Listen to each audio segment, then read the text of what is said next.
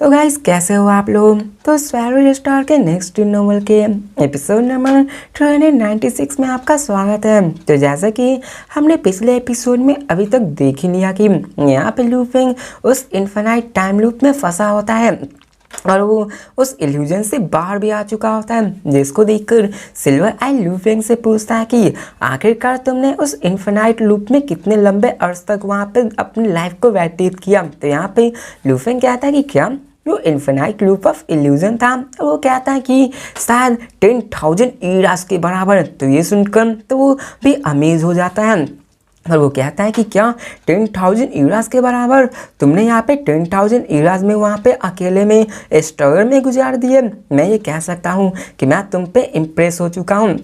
तो ये सुनकर लूफिंग स्माइल करते हुए कहता है कि नहीं, इसमें कोई भी स्ट्रगल करने की बात नहीं है। अब जबकि लूफिंग ने यहाँ पे लाइफ एंड डेथ का इनहेरिटेंस दिया होता है तो उसमें उसने 6,000 सालों में इतना कुछ सफ़र कर लिया होता है कि उसने उस समय में लाइफ एंड डेथ को काउंटलेस टाइम्स तक सफ़र कर चुका होता है। यहाँ पे फैक्ट तो ये था कि वो यहाँ पे आराम से बिना किसी दिक्कत तक 10,000 ईरा तक सर्वाइव कर पाया था और साथ में उसके पास टावर पेयर भी होता है जो कि इसी सर्वाइवर का रीजन होता है और वो इतने समय तक अपने आप को सर्वाइव कर पाया होता है। यहाँ पे सिल्वर आई कहता है कि मैं फिर भी तुमसे इम्प्रेस हूँ, जबकि तुमने यहाँ पे मैं 3 मूव्स को सर्वाइव कर दिया है तो मैं प्रॉमिस करता हूँ कि मैं तुमको मारूंगा नहीं। तो यहाँ पे लूफिंग कहता है कि मैं यहाँ पे तुम्हारे 3 मूव्स को ले सकता हूँ। अब तुम्हारा बारी है कि मैं तुम पे अटैक करूँगा और तुम मेरे मूव को अटैक कर सह कर दिखाओ। यहाँ पे दिखाया जाता है कि लूफिंग का जो वर्ड रिंग होता है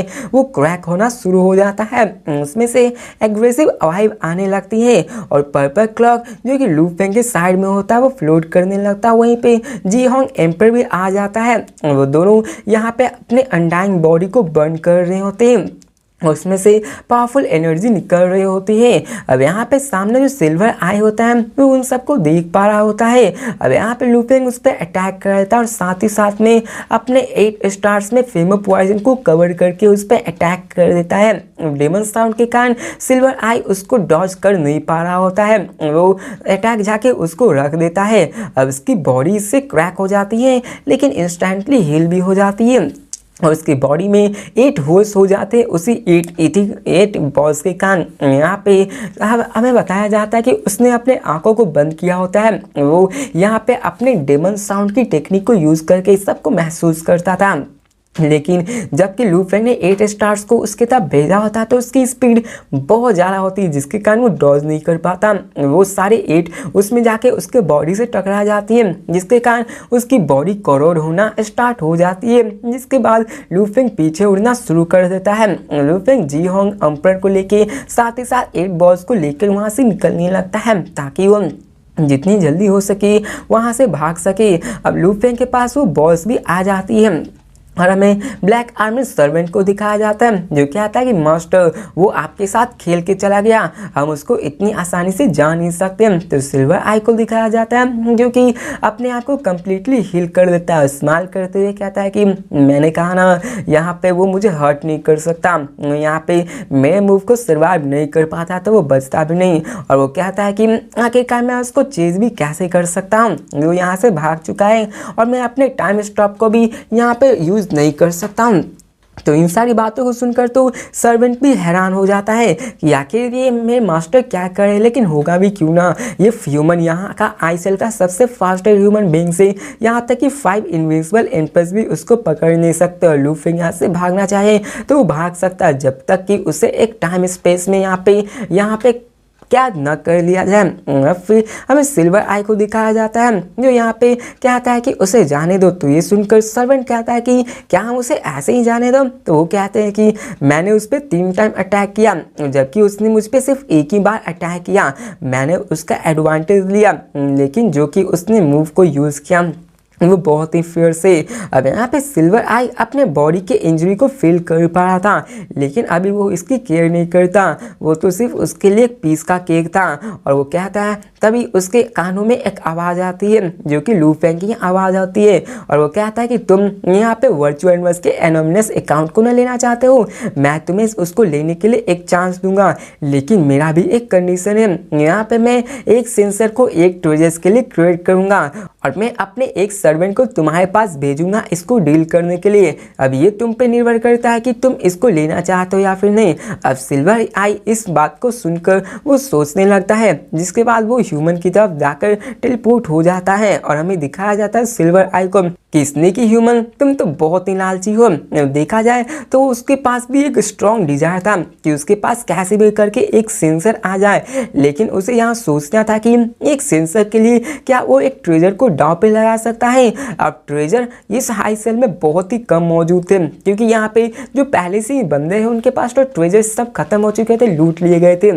और जब तक यहाँ से कोई बाहर पावरफुल क्रिएचर नहीं आता तब तक उनसे वो ट्रेजर को नहीं लूटा जा सकता। और जितने भी यहाँ पे थे वो तो ऑर्डिनरी थे। अब यहाँ पे सिल्वर आई अपने उस सर्वेंट के साथ निकल जाता है। सीन चेंज कर लू फेंग और बाकी सब बंदों को दिखाया जाता है, जहाँ पे जितने भी बंदे इस बैटल को विटनेस कर रहे होते हैं वो सभी सरप्राइज हो चुके होते हैं और कहते हैं कि ये तो इनक्रेडिबल है। अब यहाँ पे ह्यूमन 6 रैंक पे आ चुका है इस बैटल के बाद, और यहाँ पे वो अभी उन 5 स्ट्रॉन्गेस्ट बेइंग में से नीचे में आता है। यहाँ पे सभी इन सब के बारे में न्यूज़ फैलाने लगते हैं और ये भी न्यूज़ आईसेल स्टार में आग के लपटों की तरह फैल जाती है। फिर हमें सीन चेंज कर लू फेंग जीहोंग एम्पायर को दिखाया जाता है, जहाँ पे जीहोंग एम्पायर उसे टेलीपोर्ट करके उसी डीप केव स्नो में ले आता है। यहाँ पे जीहोंग एम्पायर कहता है कि इसी कारण तो वो एक इनविंसिबल एम्पायर है। पर्पल क्लॉक भी अपने बॉडी के कारण उसको स्मैश नहीं कर पाया और मुझे भी अपने अनडाइंग बॉडी को बर्न करके अपने आप को स्ट्रेंथनिंग करने की ज़रूरत थी। वो तो सच में बहुत ही पावरफुल था। यहाँ पे लू फेंग उससे कहा था कि तुमने सही कहा, उसकी जो बॉडी कॉन्स्टिट्यूशन है तुम्हारे से 100 टाइम ज़्यादा स्ट्रॉन्गर है। अगर तुमने अपने बॉडी को भी बर्न आउट किया तो सिर्फ तुम उसके ओरिजिनल लेवल तक ही पहुंच पाओगे, तुम उससे ज़्यादा स्ट्रॉन्ग नहीं बन पाओगे। और वो कहता है कि मैंने इसी बीच एक चांस को ग्रैब किया, जिसके कारण मैंने अपने स्टार्स में फेमो पॉइजन को यूज़ करके उसको मारा। लेकिन ये ऐसा ही है जैसे कि एक इंसान को एक मच्छर काटता है, उसे तो ये महसूस भी नहीं हुआ होगा कि वो कमज़ोर हुआ है, और ये सेंस भी बनाता है क्योंकि उसमें से बहुत ही पावरफुल एनर्जी निकल रही थी। और यहाँ पे लू फेंग को भी बहुत ही पावर की ज़रूरत थी उसे मारने के लिए। और यहाँ पे 1 किलो फेमो पॉइजन किसी भी इनविंसिबल ह्यूमन एम्पायर को मार सकता है, लेकिन सिल्वर आई स्पेशल क्रिएचर था जो कि इतनी आसानी से क्रोट तो नहीं होने वाला था। और यहाँ पे हमें दिखाया जाता है लू फेंग को जो सोचते हुए कहता है कि मुझे नहीं लगता कि वो मेरे ऑफर को हाँ करेगा या फिर नहीं, लेकिन यहाँ पे मुझे इंतज़ार करना होगा। अगर यहाँ पे मैं इस ट्रेजर को इतने चीप अकाउंट पे ले पाता हूँ तो ये एक्चुअली में बहुत ही अच्छा डील है। अब अकाउंट की कीमत क्या ही होगी, लू फेंग उसे बहुत ही आराम से कर सकता है, लेकिन एक ट्रेजर को एक चीप से अकाउंट से यहाँ पे बदलना ये तो उसी बंदे पे निर्भर था कि वो इसको ट्रेड करेगा या फिर नहीं। लू फेंग कहता है कि मुझे 3 दिन के बाद अपने आप पता चलेगा, और वो कहता है कि वो ट्रेजर सच में पावरफुल होगा जो कि उसको यूज़ कर रहा है। अगर मेरे पास वो आ गया तो मैं उन सबको आसानी से हरा सकता हूँ। अब देखा जाए तो ट्रेजर आईसेल में इतने भी इनफ नहीं थे। टोटल क्रिएचर जो यहाँ पे आईसेल में आए थे वो टोटल 12,000 ही थे और उनके पास कुछ ही ट्रेजर्स मौजूद थे, लेकिन इतने ज़्यादा टाइम के बाद ऑलमोस्ट सभी ट्रेजर जितने भी टॉप एम्परर्स थे उनके द्वारा ही रख लिया गया था और वही साइड ट्रेजर्स पे राज किया करते हैं। और लू फेंग उरी से ये करना चाहता है, और अब फिर लू फेंग यहाँ पे इन फाइट में आना चाहता था, जिसके कारण उसको ट्रेजर की ज़रूरत होती है। और लू फेंग कहता है कि ट्रेजर यहाँ पे पावर से भी ज़्यादा कम नहीं होते हैं, ये भी सेम यूनिवर्स मास्टर की तरह ही होते हैं। और लू फेंग कहता है मुझे उन ट्रेजर से अपने पावर को स्ट्रेंथनिंग करने की ज़रूरत है। या फिर हमें सीन चेंज से 3 दिन बाद का सीन दिखाया जाता है, जहाँ पे आइसबर्ग के नॉर्थन आइसेल के पीक का सीन दिखाया जाता है। जहाँ पे जीहोंग एम्पर अपने माउंटेन के फुट पे खड़ा हो रहा होता है, उसके सामने मेटल पर्सन खड़ा होता है और जीहोंग एम्पर उसके सामने कहता है मास्टर। अब यहाँ पे हमें दिखाया जाता है कि वो मेटल पर्सन उससे कहता है यहीं पे रहो, अगर वहाँ पे कुछ गलत होगा तो तुम वहाँ से भाग जाना। तो जीहोंग एम्पर कहता है यस मास्टर। इसके बाद वो ऑर्डर देता है और वो निकल जाता है। अब बताया जाता है कि वो मेटल पर्सन असल में लू फेंग होता है, जो कि अभी डेमन रेस के एक मेथड को यूज़ कर रहा होता है। ये पावरफुल क्रिएचर जो कि डेमन रेस के थे, वो अपने बॉडीज़ को वर्ल्ड रिंग के अंदर रख सकते हैं और वो अपने मेटल बॉडीज़ को बाहर निकाल कर रख सकते हैं। और लू फेंग ने भी ऐसे थोड़ी सी कॉन्शियसनेस उसमें डाल दी होती है, जिसके कारण वो इसको यूज़ कर पा रहा होता है। और फिर हमें मेटल पर्सन जो कि लू फेंग होता है वो कहता है तुम आ गए, और इसके बाद वो अपने प्रोनाउंसिएशन को रिपीट करता है। अब सर्वेंट कहता है कि ये तुम हो। अब ये सर्वेंट वो सिल्वर आई का सर्वेंट होता है। वो कहता है कि मुझे विश्वास नहीं था कि तुम यहाँ पे खुद से आओगे, और वो सोचता है कि मुझे लगा था कि तुम यहाँ पे अपने नौकर को भेजोगे। तो लू फेंग कहता है कि ये अच्छा नहीं हुआ कि मैं यहाँ पे खुद से आ गया हूँ, चलो अब चलते हैं। जिसके बाद लू फेंग अपनी बॉडी के साथ वहाँ से गायब हो जाता है। लू फेंग अभी सिल्वर आई के उसके राजमहल, मतलब कुछ भी बोलो, उसके पैलेस के पास आ जाता है। अब लू फेंग चिल्लाकर कहता है सिल्वर आई चलो यहाँ से अब बाहर निकलो, मेरी बॉडी इसको टेक नहीं कर सकती है। यहाँ पे अगर तुमने डील नहीं किया तो यहाँ पर मेरी बॉडी भी क्रश हो जाती है, तो कोई चिंता नहीं। तो यहाँ पे सिल्वर आई लू फेंग को यहाँ पे बुलाता है और कहता है ह्यूमन। अब लू फेंग भी अपने फोर्स को विदड्रॉ कर लेता है। वो वहाँ पे स्टार में आराम से ब्रीथ कर पा रहा होता है। यहाँ पे सिल्वर आई को दिखाया जाता है, जो उसे कहता है कि क्या तुम्हें डर नहीं लगता कि मैं तुम्हारे सेंसर को छीन लूंगा। तो लू फेंग कहता है कि क्या तुम मुझसे उसको छीन सकते हो? तुम ये जानते हो कि ये टेक्नोलॉजी से काम करता है? क्या तुम आउटर वर्ल्ड्स के काम के बारे में भूल गए हो? ये एनोनिमस अकाउंट परमानेंट है, इस पे स्ट्रिक्टली मॉनिटर किया जाता है। मैंने यहाँ पे कुछ ही अकाउंट्स को खरीदा है और मैं इसमें कुछ ही को अप्लाई कर सकता हूँ। अगर मैं यहाँ पे चाहूँ तो तुम मेरे अथॉरिटी के बिना यहाँ पे इस वर्चुअल वर्ल्ड को यूज भी नहीं कर सकते हो। ये सब मेरे अथॉरिटी के कारण ही होगा। तो ये सुनकर सिल्वर आई से पूछता है कि अगर क्या होगा कि मैं यहाँ पे तुमसे अथॉरिटी का भी एक्सेस ले लूँ, अगर यहाँ पे मैं डील तुमसे कर लूँ और इसके बाद तुमने मेरे से अथॉरिटी को ले लिया और तुमने मुझसे वो वर्चुअल मस का सारा पासवर्ड ये सब छीन लिया, तो मैं क्या करूँगा? तो लू फेंग कहते हैं रिलैक्स, मैं यहाँ पे कुछ भी ऐसा नहीं करने वाला हूँ। तुम्हें मेरी रेपुटेशन का विश्वास तो करना ही होगा। मैं इस ह्यूमन रेस से मौजूद हूँ, मैं आखिरकार एक मेयरली सेंसर के लिए अपने रेपुटेशन को क्यों डैमेज करूँगा? तो सिल्वर आई कहते हैं कि ये जानकर अच्छा लगा, लेकिन तुम्हें एक चीज़ पता होना चाहिए कि ये बहुत ही अनफेयर ट्रेड है कि एक सिंगल सेंसर के लिए यहाँ पे मैं तुम्हें एक ट्रेजर से ट्रेड करूँ। मैं यहाँ पे 3 सेंसर को लेना चाहता हूँ, तभी मैं एक ट्रेजर को दे सकता हूँ। तो यहाँ पे लू फेंग जवाब देते हुए कहता है कि मेरे पास टोटल में सिर्फ 2 ही हैं और मैं यहाँ पे आगे चल के बिजनेस भी कर सकता हूँ, इसलिए मैं तुम्हें सिर्फ एक ही दे सकता हूँ और मेरा ये फाइनल ऑफर है। और तुम्हें आखिर 3 क्यों चाहिए? तुम्हें तो सिर्फ एक ही ज़रूरत है जिसको तुम आराम से इसको यूज़ कर सकते हो। अब लू फेंग इन सब नेगोशिएशन में बहुत ही अच्छा होता है और वो इन सब को बार्गेन कर रहा होता है। सिल्वर आई कहता है कि नहीं, मुझे 2 चाहिए। तो लू फेंग कहता है एक, अगर तुम्हें लेना है तो लो, ये मेरा फाइनल ऑफर है। तो यहाँ पे वो कहता है कि यहाँ पे कोई भी यूज नहीं कि तुम 2 को रखो, यहाँ तक कि तुम हो सकता है कि आगे चल को एक के आगे से मैं जैसा ही ट्रेड कर लो और बाकी से उन सारे ट्रेडर्स को मांग लो। ये देखकर सिल्वर आई गुस्सा तो होता है, लेकिन कहता है ठीक है, तुम मुझे एक ही सेंसर दो। अब यहाँ पे वो जानता था कि वो भी नेगोशिएट में थोड़ा सा कमजोर है। अब लू फेंग कहता है कि तुम तो बहुत ही लालची हो और सिल्वर आई भी कहता है कि तुम तो बहुत ही कनिंग हो। अब लू फेंग भी एग्री करता है कि हाँ, कनिंग तो मैं ही हूँ। यहाँ पे हमें दिखाया जाता है कि वो लोग एक सेंसर के लिए मान जाते हैं। लू फेंग उसकी तरफ एक आर्म प्रोटेक्टिंग क्वांटम कंप्यूटर उसकी तरफ भेजता है और कहता है कि ये रही एक सेंसर। वो उसके हाथों में आ जाता है। यहाँ पे सिल्वर आई को दिखाया जाता है जो कि उस क्वांटम कंप्यूटर को ले लेता है और कहता है बी केयरफुल, और वो कंप्लेन भी करता है। तो लू फेंग कहता है कि ये बहुत ही रिप्रेसिव है और वो कहता है बिसाइड मेरी अभी बॉडी बहुत ही कमज़ोर है और जबकि तुम्हारे पास सेंसर आ चुकी है तो आखिर ट्रेजर कहाँ मौजूद है? तो सिल्वर आई कहता है कि पहले मुझे इसको टेस्ट करने दो, और वो अपने आप के क्वांटम कंप्यूटर से कनेक्ट करता है जिसके कारण वो वर्चुअल वर्ल्ड में चला जाता है। लू फेंग उससे कहता है कि मैंने 18 10,000 वर्चुअल मॉक अकाउंट्स को यहाँ पे प्रोड्यूस किया हुआ है, जिसको तुम नहीं जानते हो कि उसको कैसे यूज़ करना है। लेकिन यहाँ पे स्कैनिंग फंक्शन को मैंने बंद किया हुआ है, जिसके कारण वो तुम्हारे बारे में नहीं पता लगा सकते। तुम्हारा वहाँ पे ह्यूमन डमी ही शो होगा और तुम अपने बॉडी साइज को टोटली चेंज कर सकते हो अपने ह्यूमन शेप में। यहाँ पे सिल्वर आई कहता है कि ये तो बहुत ही इंटरेस्टिंग है, ये वर्चुअल वर्स गेम तो जो ह्यूमंस खेलते हैं वो बहुत ही इंटरेस्टिंग है। और वो लू फेंग की तरफ देख कर कहते हैं कि मैं यहाँ पे इसको पहनने वाला हूँ, जिसके कारण मैं वर्चुअल वर्स में चला जाऊँगा और मुझे तो इसमें थोड़ा डर भी लग रहा है। तो लू फेंग हंसने लगता है। अब यहाँ पे सिल्वर आई उसकी तरफ एक ट्रेजर फेंकता है, जो कि एक 3 meter long very distant X होता है। यहाँ पे लू फेंग कहता है कि तुम तो सच में लालची हो।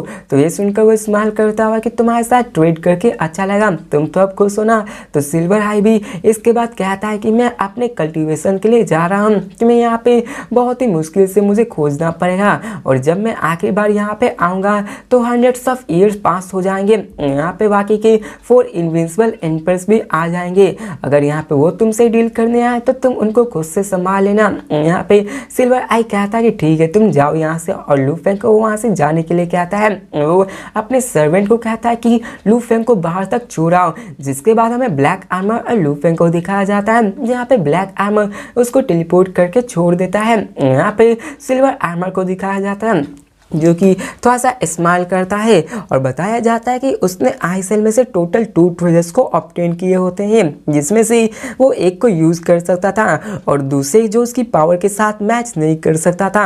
अब वो कहता है सिल्वर आई कि चलो ये वर्चुअल वर्स और वर्चुअल गेम्स को देखा जाए। यहाँ पे मैंने कितने लंबे समय तक अपने आप को जिंदा रखा है और यहाँ पे मुझे ट्रिलियंस ऑफ ईयर्स हो चुके हैं गेम को खेले हुए। जिसके बाद वो अपनी आंखों को बंद करके अपने कॉन्शियसनेस को उसमें डालकर गेम खेलना शुरू कर देता है और वो इतने लंबे अरसे बाद यहाँ पे डिस्टोलेट में अपने आप को रिलैक्स फील कर पा रहा था। ये उसके लिए किसी ट्रेजर से कम नहीं था। हमें सीन चेंज कर ईस्टर्न आई सेल के केव का सीन दिखाया जाता है, जहाँ पे लू फेंग उसी वेरी डिसेंट एक्स की तरफ देख रहा होता है। वो कहता है कि मुझे नहीं पता था कि यहाँ पे ये आइडिया असल में काम करेगा। लू फेंग के पास अभी एक ट्रेजर आ चुका था जो कि और भी ज़्यादा वैल्यूबल है और लू फेंग कहता है कि मेरे पास सिर्फ अभी तक आइस नेट था, जिसके कारण मैं स्टार टावर में सबको मार पा रहा था, लेकिन अभी बाकी ट्रेजर को मिलाकर मैं आराम से सबको मार में सक्षम हो सकता हूँ। इसके बाद वो हंसता है और अपने आप को वर्चुअल वर्ल्ड से कनेक्ट कर देता है। फिर हमें दिखाया जाता है कि लू फेंग वहाँ पे प्रैक्टिस फील्ड में अपने आप को फील्ड में ट्रेन कर रहा होता है और वो कहता है कि अभी मुझे खुद को और भी इम्प्रूव करना होगा। मैं अभी तक सिर्फ अपने मून पॉलिसी के फर्स्ट मूव को ही बर्न आउट कर चुका हूँ, 10,000 स्टार सर्मर मैप को ही सीख पाया हूँ। और बात रही मेरे रांसन 7 मूव्स की, तो मैं अभी भी उसके सेकेंड चैप्टर में प्रोफिशिएंट हो चुका हूँ और मैं उसके और भी आगे को सीख रहा हूँ। लू फेंग वहाँ पे फाइट करना शुरू कर देता है और लू फेंग अपनी ही सीक्रेट टेक्निक को बना रहा होता है जिससे कि वो फाइट कर रहा होता है। लेकिन तभी वहाँ पे कैस्टेलिन बीइंग अपीयर हो जाता है और लू फेंग उसके सामने झुककर उसको ग्रीट करता है। लू फेंग कंफ्यूज हो जाता है कि यहाँ पे कैस्टेलिन टीचर ने तो यहाँ पे लू फेंग को 10 बैटल्स के बाद आने के लिए कहा था, लेकिन लू फेंग ने तो अभी तक 2 ही फाइट किए होते हैं। कैस्टेलियन यहाँ पे लू फेंग से अभी पेशेंस नहीं हो पाते और यहाँ पे कैस्टेलियन लू फेंग की तरफ देख कर कहते हैं कि क्या तुम अपने सेकंड मूव को क्रिएट करने वाले हो। तो लू फेंग कहता है हाँ, मैं यहाँ पे अपने सेकंड मूव को क्रिएट करने वाला हूँ और मून पॉलिसी काफ़ी होगी, इसलिए मुझे यहाँ पे अपने सेकंड मूव को भी क्रिएट करना होगा। तो कैस्टेलिन कंटिन्यू करते हुए कहता कि क्या तुम दोनों को सीख रहे हो। तो लू फेंग बिना हिचकिचाए कहता कि हाँ। अब कैस्टेलिन थोड़ा सा गुस्सा होता है और कहता है कि क्या तुमने अपने आप को किसी फाइटिंग में इंगेज कर लिया, आखिर तुमने कितने फाइट किया।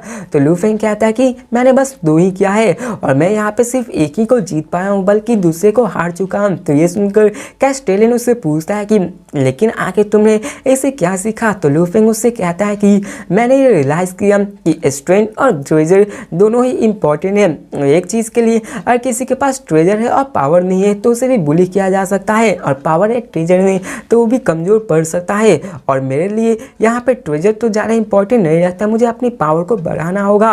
और लू फेंग इन्हीं सब के बारे में बात कर रहा होता है। यहाँ पे कैस्टेलिन लू फेंग से कहता है कि मैंने यहाँ पे तुमसे कहा था कि तुम्हें अपने आप को रियलाइज़ करना होगा और तुम्हें मैंने मैंने बताया था कि तुम अपने टाइम को वेस्ट कर रहे हो, कि तुम्हें स्पीड रीडर के पाथ को नहीं फॉलो करना चाहिए। तो यहाँ पे लू फेंग को दिखाया जाता है, जो कहता है कि क्या मैं अपने टाइम को वेस्ट कर रहा हूँ? नहीं, ऐसा नहीं है, बल्कि मुझे फील हो रहा है कि मैं यहाँ पे अपने आप को स्ट्रेन कर पा रहा हूँ और ये मेरे लिए सही बात है। यहाँ पे मैं आपको बता दूं कि कैस्टेलियन लू फेंग को कहा था कि वो फाइटर पाथ को चूज करे, कि वो फाइट कर सके, लेकिन लू फेंग यहाँ पे फाइटर और स्पिरिचुअल पावर, स्पिरिचुअल एक और चीज़ क्या था मैं इसको मिस कर रहा हूँ, जो कि स्पिरिचुअल पावर ही होता है, उसको यूज़ करना चाहता, बल्कि वो स्पिरिचुअल लिस्ट रीडर दोनों को यूज़ करना चाहता था, ताकि वो फाइट में भी इंक्रीज कर सके और अपने जितने भी ट्रेजर से दूर से भी फाइट कर सके।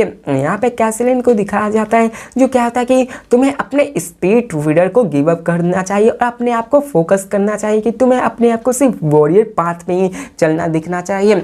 अब यहाँ पे लू फेंग कैस्टेलियन की तरफ देखकर पूछता कि आखिर क्यों, आखिरकार मैं ऐसा क्यों नहीं कर सकता हूँ? मैंने यहाँ पे डेमन साउंड जनरल को इनहेरिट किया है, जिसके कारण मुझे अपनी एम्पलीट्यूड में भी बहुत ज़्यादा इजाफा देखा है। यहाँ पर ये मेरे लिए बहुत ही अच्छा रास्ता है कि मैं अपने स्पिरिट रीडर पाथ को भी एकम्प्लिश कर सकूँ। तो ये सुनकर कैस्टेलियन कहता है कि लेकिन अगर तुम्हें और भी पावरफुल बनना है और तुम्हें और भी ज़्यादा चीज़ पाना है, तो तुम्हें वॉरियर पाथ को यहाँ पे चुनना होगा। तो लू फेंग उनके सामने कहता है कि आप मुझे समझा सकते हैं कि आखिर आप यहाँ पे क्या कहना चाहते हैं? कैस्टेलियन वहाँ पे अपने स्टूडेंट की तरफ देखते हुए कहते हैं कि यहाँ पे एक सेंटेंस में समझा पाना बहुत ही मुश्किल है। यहाँ पे वो कहते हैं कि आप मुझे यहाँ पे अच्छे से सिखाएं। तो यहाँ पे कैस्टेलियन उससे कहते हैं कि पहली बात कि तुम एक ब्लैक वॉरियर हो, सेकंड बात कि तुम बीस्ट गॉड पार्ट को यहाँ पे यूज कर रहे हो, इसको सीख रहे हो। तो लू फेंग बड़े ध्यान से उसकी बातों को सुन रहे होते हैं और यहाँ पे कैस्टेलियन उससे कहते हैं कि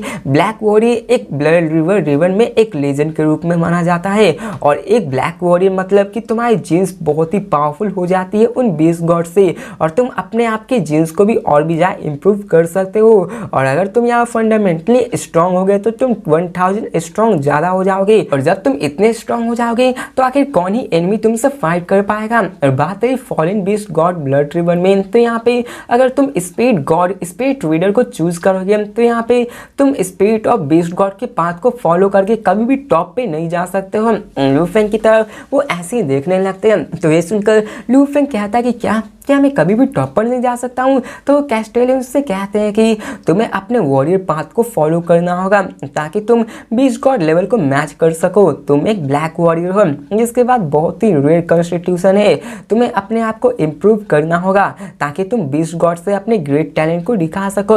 आखिरकार तुम ऐसे कैसे हो सकते हो? तुम्हें मेरी बात को मानना होगा, और यहाँ पे अगर तुम इस पाथ को फॉलो करोगे तो यहाँ पे तुम आराम से यूनिवर्स के मास्टर बन सकते हो। लेकिन अगर तुमने स्पिरिट रीडर को फॉलो किया तो यहाँ पे तुम्हारे लिए इम्पॉसिबल हो जाएगा इस यूनिवर्स का मास्टर बनने के लिए। तो ये सुनकर लू फेंग साइलेंस हो जाता है, जिसके बाद कैस्टेलियन उनसे कहते हैं कि यहाँ पे तुम्हें पता होना चाहिए कि कई सारे स्मॉल क्लैंस को भी इस सीक्रेट के बारे में नहीं पता होता है, और इसी कारण वो इन सारे दोनों पाथ्स को फॉलो करते हैं जो कि बहुत ही रिडिकुलस होते हैं। जैसे कि तुम जीलुओ डो के एग्जाम्पल ले लो, वो यहाँ पे इसी चैलेंज को कर रहे होते हैं और वो इसी में फंसे रह गए थे और इसको कभी भी क्रॉस नहीं कर पाए। और लू फेंग की तरफ देख कर कहते हैं कि तुम्हें ध्यान से सोचना चाहिए और आंसर देना चाहिए जब तुम इसको सोच लो। जिसके बाद कैस्टेलियन वहाँ से निकल जाते हैं। अब यहाँ पे हमें लू फेंग को दिखाया जाता है जो कि इन सब के बारे में सोचता है और कहता है कि क्या मुझे सिर्फ वॉरियर पाथ को यहाँ पे फॉलो करना होगा, और क्या यहाँ पे सिर्फ वॉरियर पाथ को फॉलो करके मैं इतना पावरफुल बन सकता हूँ? क्या मैं स्पिरिट रीडर पाथ को नहीं फॉलो कर सकता हूँ? और यहाँ पे लू फेंग के माइंड में डिफरेंट सिनारियो बढ़ने लगते हैं कि आखिर मैं किस पाथ को फॉलो करूँ, वॉरियर या फिर स्पिरिट रीडर। तो गाइस आज की थोड़ी वीडियो छोटी कर देता हूँ क्योंकि यहाँ पे थोड़ा सा मेरा गला भी दर्द करने लगा है। तो आज के लिए बस इतना है वीडियो, और बताओ कि आप लोग कि लू फेंग किस पाथ को चूज करने वाला है, स्पिरिट रीडर या फिर वॉरियर पाथ, या फिर दोनों। तो मिलते हैं नेक्स्ट वीडियो में, तब तक के लिए बाय।